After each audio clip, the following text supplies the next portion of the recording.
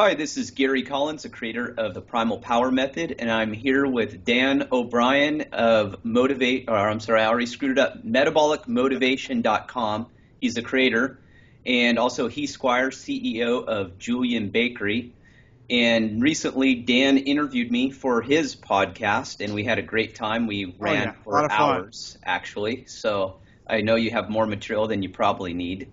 But Dan is in Spain, so it makes it very unique as what he does, and now he's doing things in a foreign country, and we wanted to talk a little bit about that and how it's going. And if for people who are unfamiliar with you, if you could kind of just tell your backstory on how you came into the world and changing your health, because you've been in the industry for quite a while.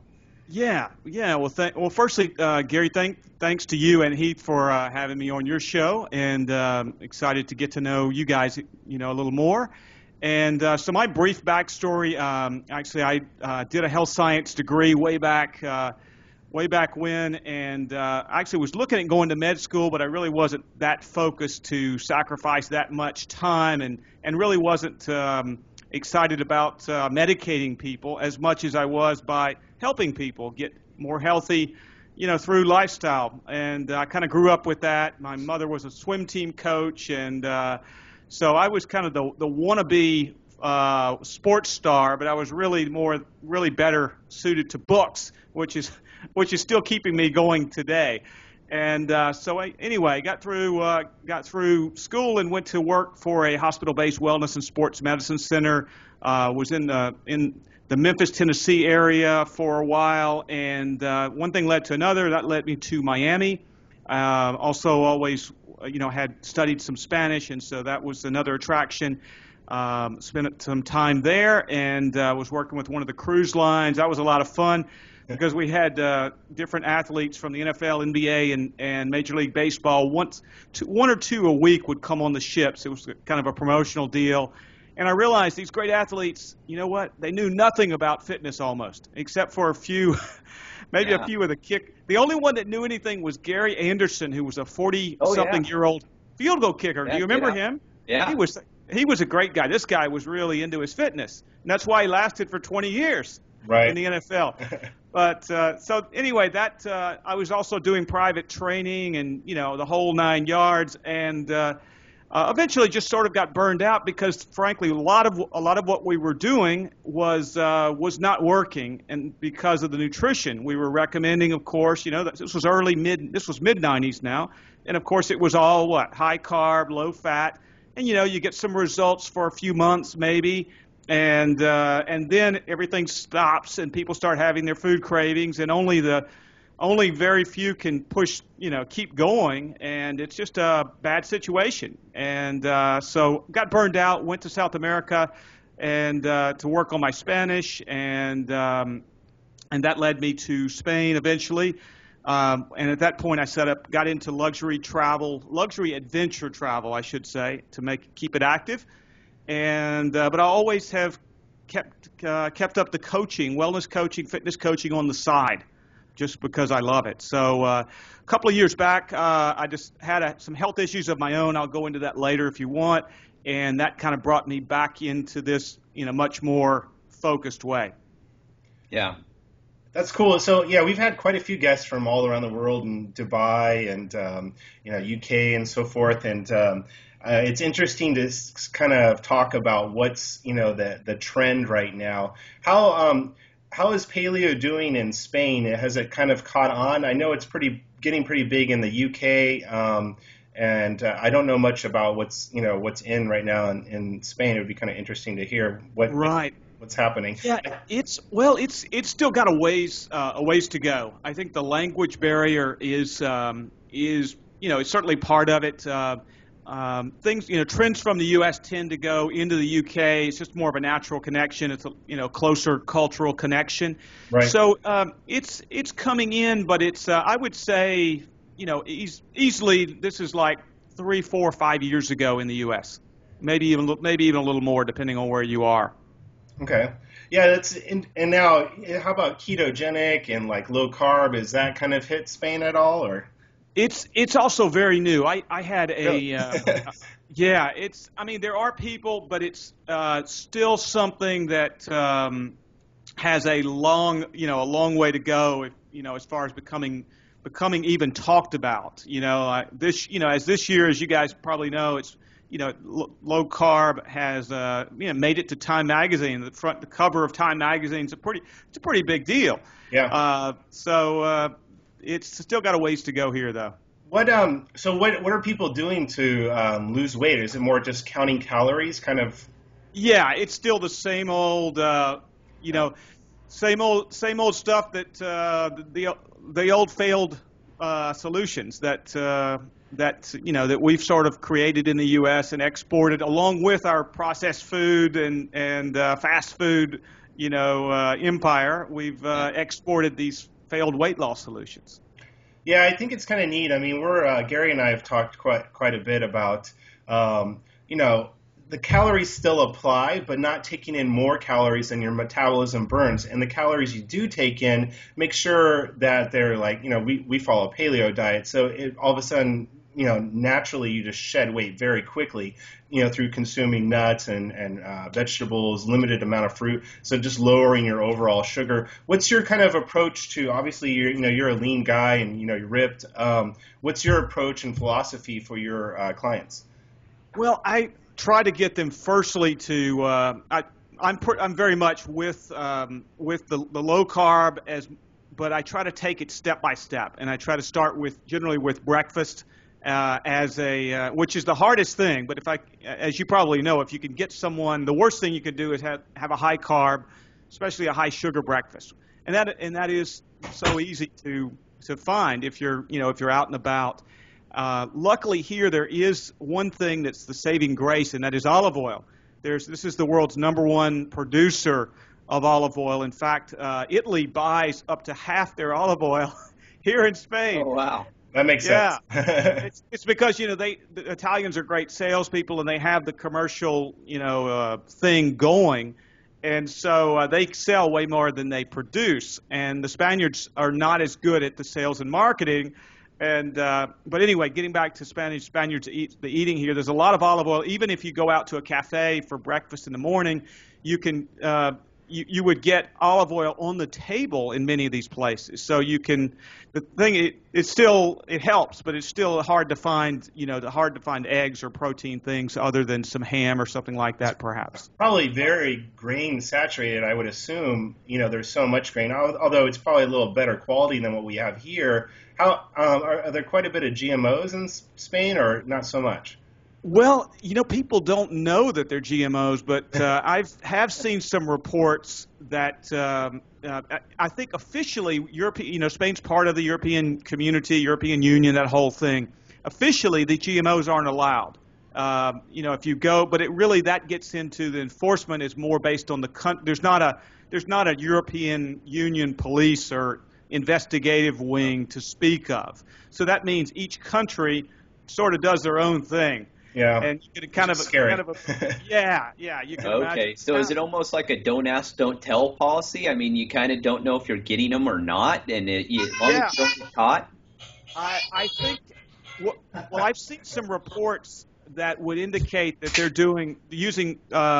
using Spain as an experimental area for as a way to sort of backdoor into the European Union. And that's not something I could, totally verify if this was an investigation, but it is something that seems there's a lot of indications that that's happening. Oh, that's cool. Yeah, I have a 2.5-year-old. She just ran in. Hang on one second. Oh, cool. No problem. All right. Just wanted to see what's going on. Yeah, she's Daddy talking to you. So. Is it pretty, I mean, obviously with the sort of, I guess menu that is available out there, it's probably pretty hard to, for people to get kind of lean and cut. Cause I mean, there being so many grains and oversaturation of carbohydrates, I would think that people would be generally more puffy consuming more grains. And do you have a real obesity problem in Spain? I don't know how much about it. What are the ratios? Like I hear it's like 1/3 are Right. overweight, are obese, and two-thirds are considered overweight. Is it kind of Right. similar numbers, Not would you say? quite. Well, it's not quite U.S. level yet, but there has been a noticeable. There's a noticeable increase in obesity. Okay. I think it would be probably the last stats I saw were something like 15% obesity, but with a big growth with kids. More overweight than obese, but still there's a noticeable weight problem with the kids, which we all know is going to lead, very easily to, overweight child becomes easily an adult who's obese. So that's definitely a growing problem. I would say on the positive side, Spain does have a lot of meat. It's a big producer of pork, especially, and a huge consumer of fish and seafood. So that's been sort of the saving grace, along with the olive oil, I should say. So if you get past the breakfast, it's quite easy to go anywhere pretty much and have, an ample selection of beef or pork or some kind of fish or seafood. Yeah, that must be a real eye-opener when you tell people that, you can lose a tremendous amount of weight and just by shedding grains, and then obviously you're getting rid of gluten also. So Sure. It's probably very strange to hear that, Oh, it is. It is. Last night I had a talk. I was doing a presentation in an organic cosmetics store, and there were, I don't know, not even 15 people, but it was kind of a select group, and there were a couple of doctors in there. And they were both just shocked. They had never even heard this, this concept. And when I mentioned, that we get great results and people are feeling wonderful and living long, healthy lives by eating a lot more fat, but healthy fat, and that includes, grass-fed butter. And they were like, butter? Oh my God, there's so much. The food marketing is so powerful that people have, just been. You could still probably survey a lot of average people, pretty much anywhere, who would think that margarine is safer than butter. Yeah. Which is sad. I guess I need to read that Time article. Yeah, I was gonna say I very rarely read anything in mainstream media anymore. So it's if I catch it on like Yahoo, which is not the greatest news source in the world, but it's probably one of the few feeds. They have a little bit of a hodgepodge of everything. I'm surprised I didn't see that. Did you see the experiment? He sent it to me, the link after I'd sent it out on Twitter, was a guy who did an experiment on drinking 10 Cokes a day for 30 days, kind of like the Super Size Me deal. And I was like, really? Are we really this stupid to where, this guy is going to teach us a lesson by drinking 10 Cokes a day? And it hits mainstream. That's why I don't read any of that stuff anymore, because you just have to be a buffoon to even think that that's somewhat healthy, or that you're not going to have very negative side effects by doing that. Oh my God. Well, that's like 100 teaspoons of sugar. And the thing was, At least. he was trying to mimic the amount of sugar that the average American consumes per day. And I'm all, okay, dummy. First of all, you don't know math, because that's twice as much. That's twice, yeah. I think it's 40, something like 40 teaspoons. It's 40, 45-ish. The numbers are a little all over the place. But I was like, so you're doing double in just Coke. And then all the caffeine. Not to mention all the caffeine. Oh, yeah. It's highly acidic.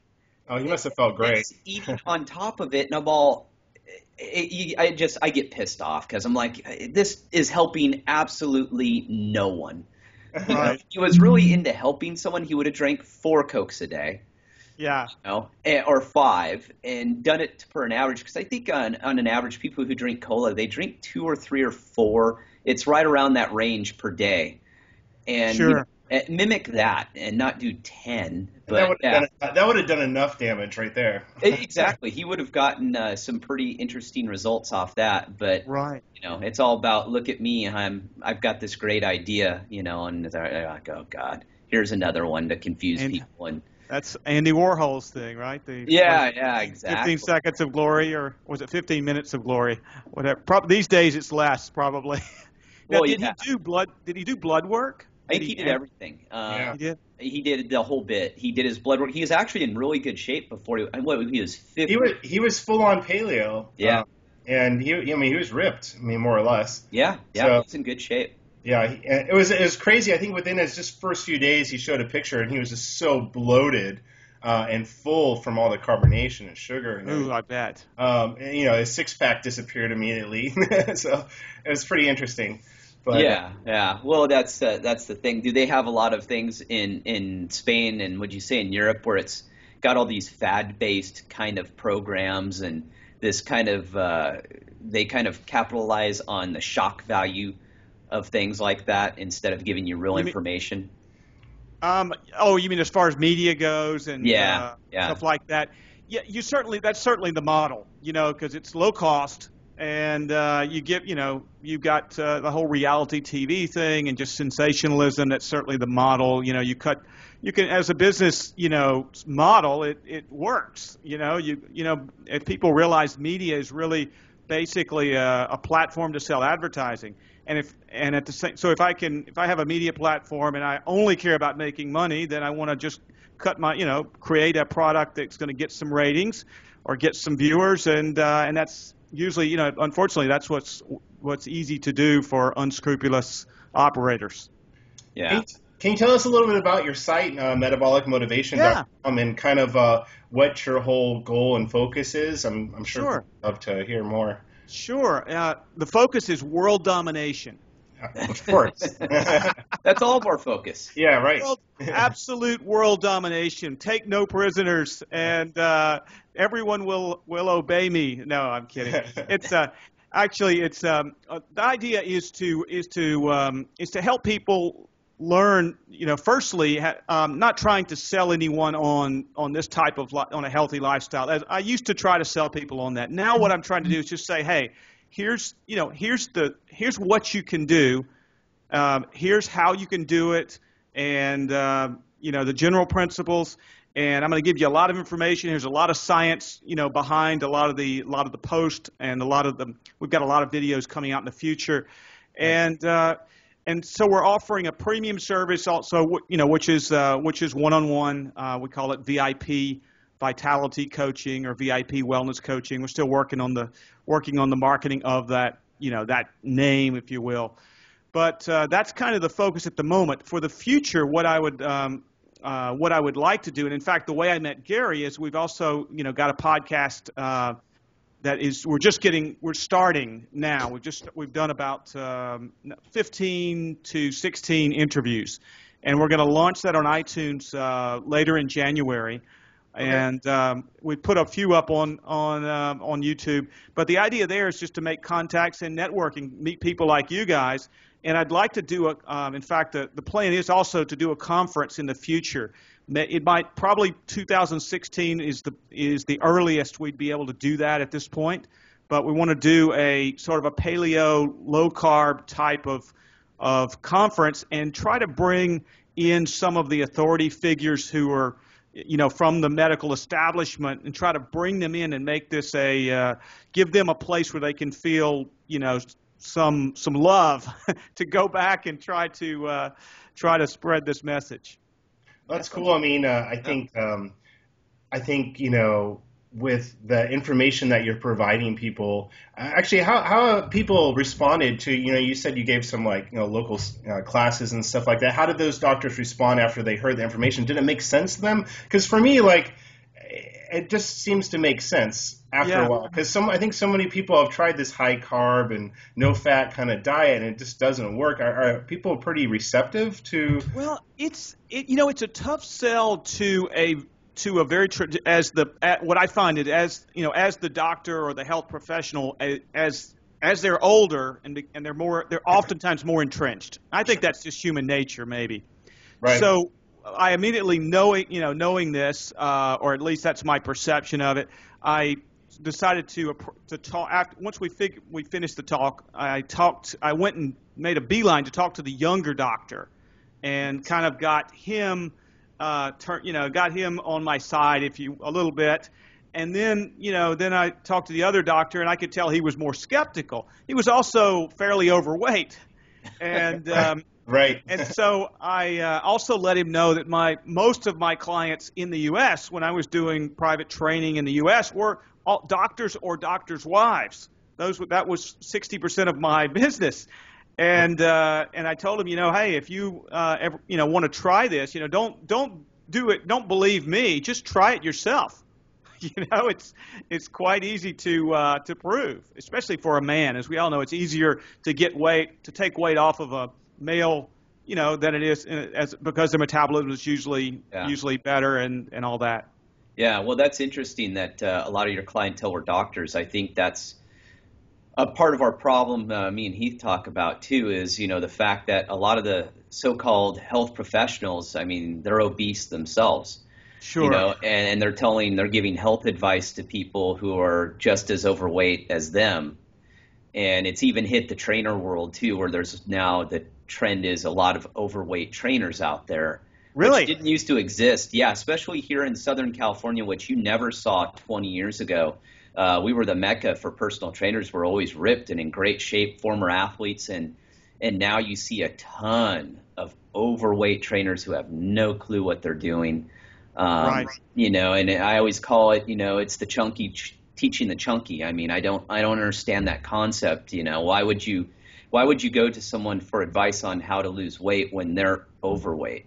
I mean, it's just common sense to me, but it's kind of fascinating that people today actually will follow someone like that as an expert. And, they go, well, they don't need to do it or follow it to be an expert. And it's like, well, in health and weight loss, it's probably a really good idea.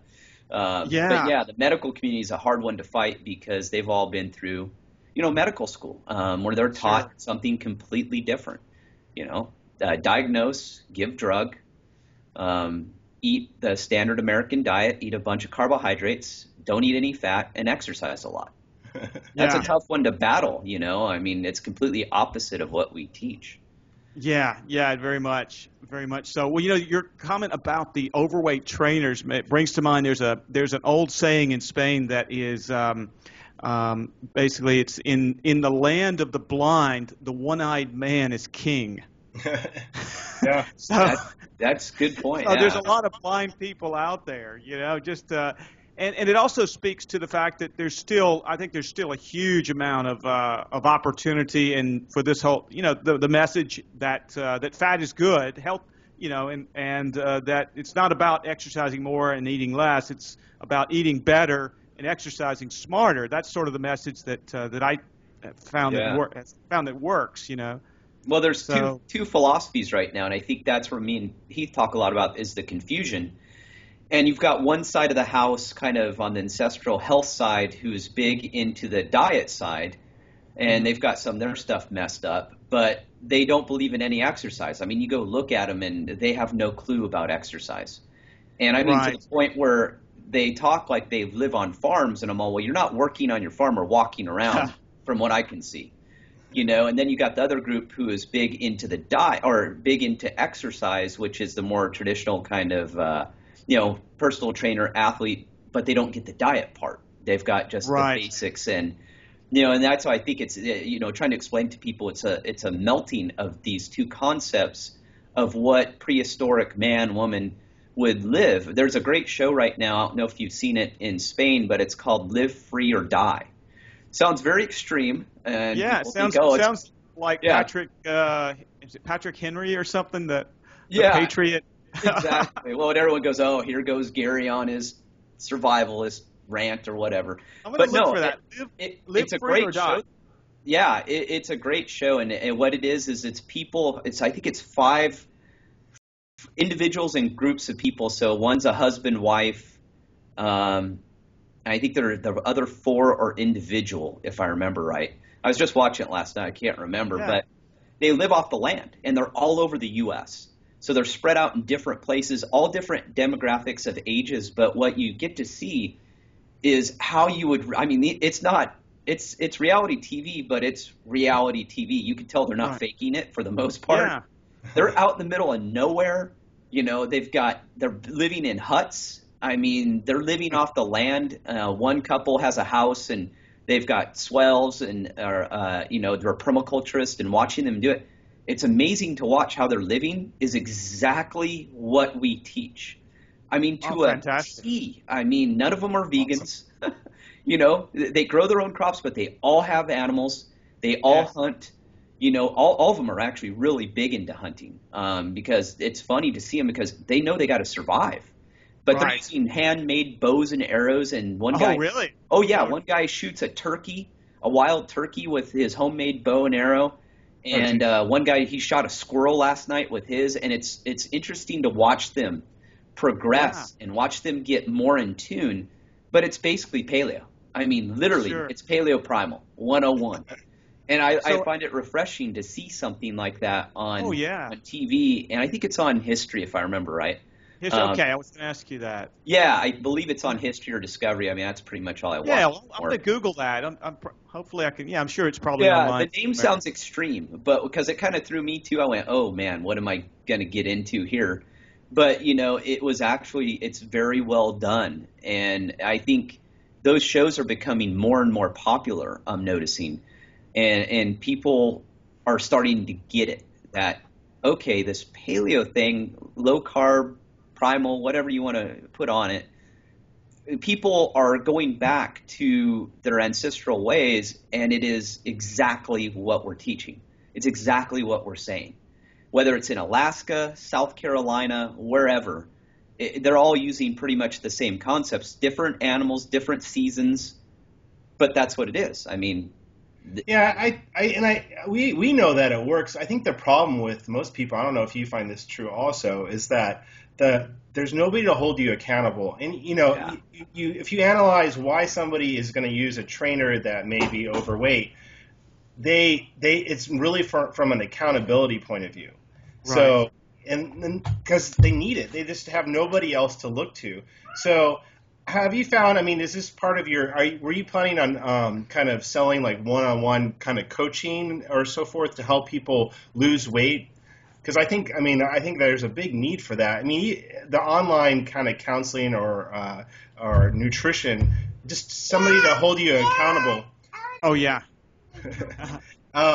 I think it's so important in today's age because people just don't have it, and I think that's most of the people lose their motivation, and I think that's one of the only reasons for a trainer is for the accountability. Yeah, no question. Most of what I'm doing is a lot of Skyping, and I've got some of the customers are even in the States. More than only a few at this point are in Spain. So awesome. I've got some folks in Scandinavia, got a couple of folks in Ireland, and there's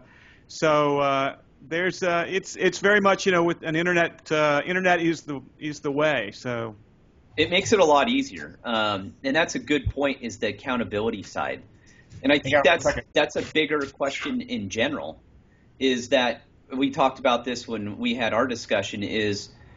You're going into a bigger macrocosm there in the sense of you got to look at that topic within our everyday life is no one is responsible anymore. It's not my fault, Yes. And that's the hardest part I think with the paleo primal lifestyle is it takes dedication and discipline, which are two key ingredients that most people are missing today.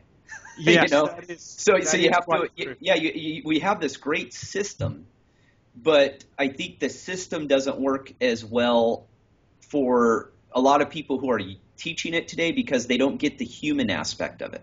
They haven't had to work with clients, and that's one of the things I complain about in the primal paleo world is there's a lot of people out there who write books and have, podcasts who have never worked one-on-one with someone, ever. Yes. All they've done is change themselves, kind of.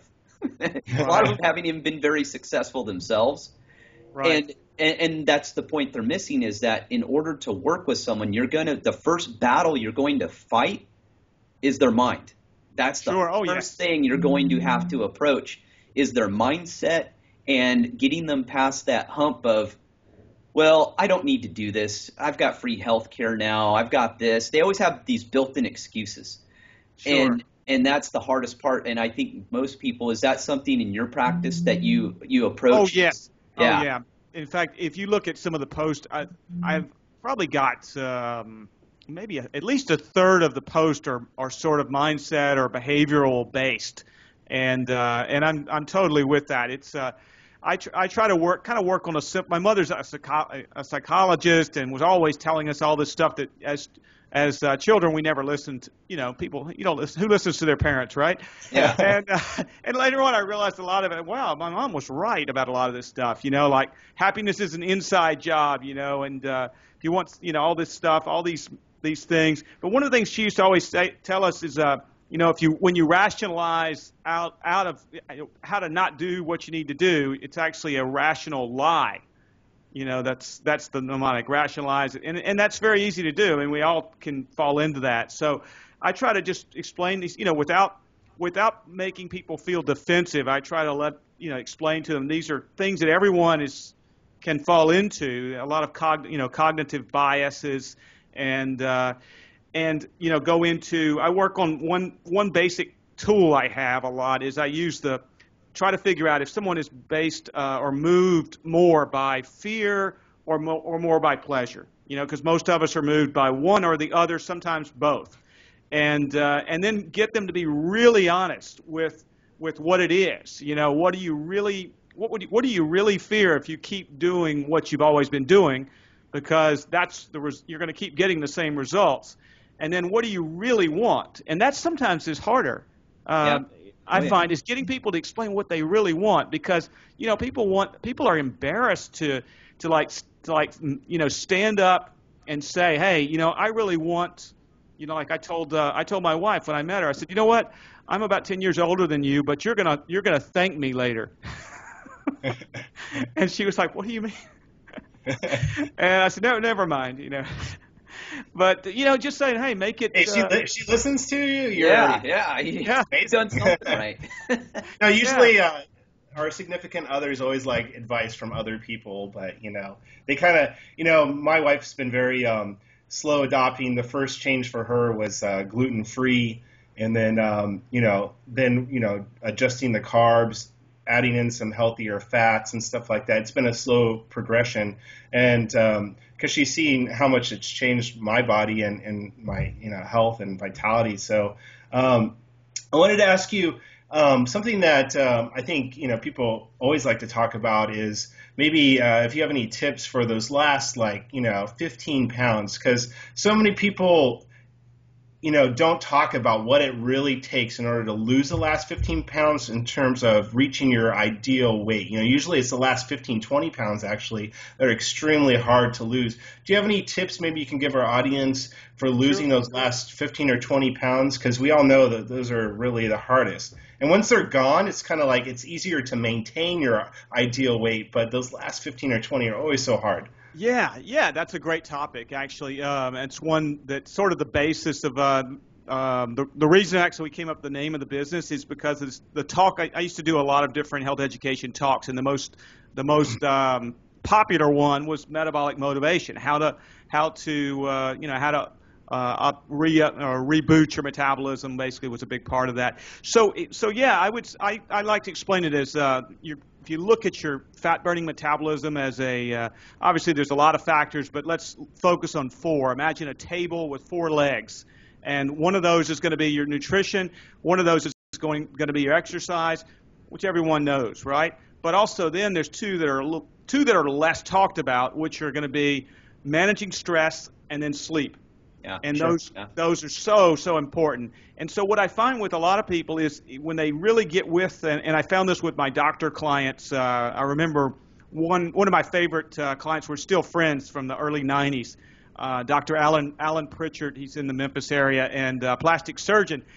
And so he used to come in. He was working ER at night, doing the night shift in the emergency room, and then he would come into the gym. We were meeting at 5:45 a.m. He would always show up. He would do his workout, dead tired. Then he would go home and go to sleep. And obviously that was less than ideal because then the circadian rhythms and all that. And so he made some progress, but he hit that sticking point. And finally, he had about a month. He had a bunch of vacation time, and I told him, "Listen, why don't you just try this? Just sleep naturally. Don't turn on an alarm at all, and really black out your room." And I don't think it was really that well known then, but it was the only thing I could think of. And he told me, he came back a few weeks later and said, "Man, I lost 5 pounds just by sleeping an extra hour." And I'm like, well, there you go. So that's a big, work on the sleep, get to sleep an hour earlier. Now, I know what people are going to say. They're going to say, oh, I don't have time, I'm too busy, and blah, blah, blah, right? Well, here's the thing. Almost everybody I know, and you guys probably know, watches at least 3 hours of TV a day, most people. And if it's not TV, maybe it's just wasting time on, web surfing.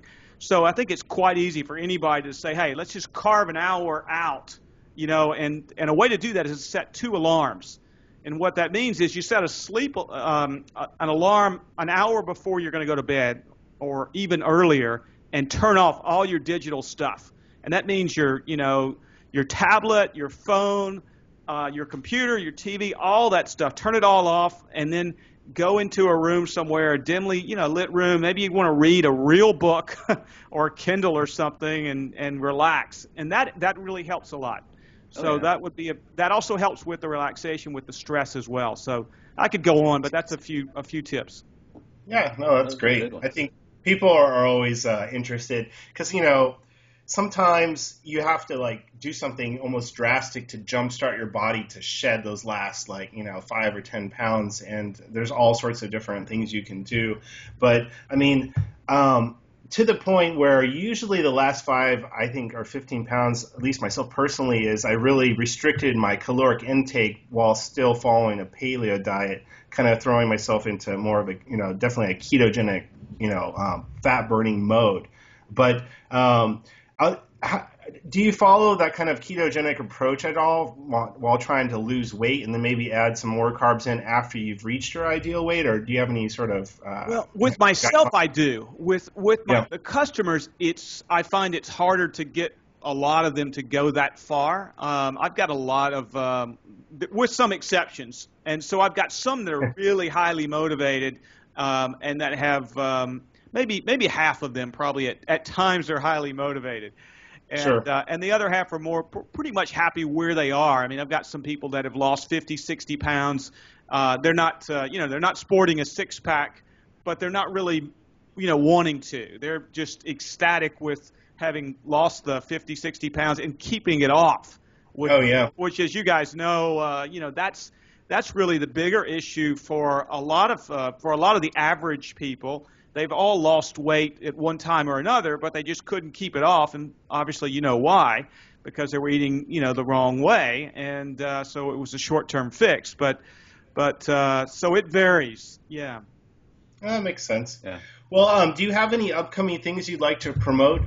This is going to go out to a lot of people, so anything you want to plug, or you have any upcoming events, or any, outside of metabolicmotivation.com, what's the easiest way to find your podcast? Well, the best way right now would be just to go to metabolicmotivation.com. We're going to be right now. We're sort of stockpiling the shows, the recordings, and we're going to have a bunch in the hole, if you will, to launch with a vengeance in late January. And we are going to be putting those up. There also there'll be also videos of the video podcast. Will be up on iTunes as well as the audio. That's the plan. And then we have a few up on YouTube already. So we got to get Gary up on YouTube. I think we haven't got that one because that's on yours is on the computer that crashed today. Oh, so no. I'm taking it to I've spent hours with it today. And so I think we're going to take it to the Apple store tomorrow and turn it over. That's the good one. I can't redo that interview. That was a monster. Great. It was epic. Yeah. God, I hope that one stays. Well, we'll definitely include a bunch of links in the description area. For everybody that's tuning in, make sure you hit the subscribe button to stay up to date on all of our latest videos. We want to thank you so much for coming on, and we'll definitely have you on in the future. Thank you so much. Yeah, thanks a lot. Here. Hey, thank All you right. guys. Thank you guys for having me. And have to get you guys got to come over to Spain sometime. We'll do a paleo, a serious paleo adventure. Oh, That'd be awesome. I like the sound of Well, that. we'd love to send you some products. We have a bunch of coconut wraps and a lot of transitional foods which help people from, coming from a mainstream kind of way of eating to a paleo lifestyle. It makes it a lot easier having transitional foods that are paleo compliant. So we'll definitely hook you up. Fantastic. Fantastic. All right. Look forward to it. Thanks again, guys. Thank All you. right. Thank you.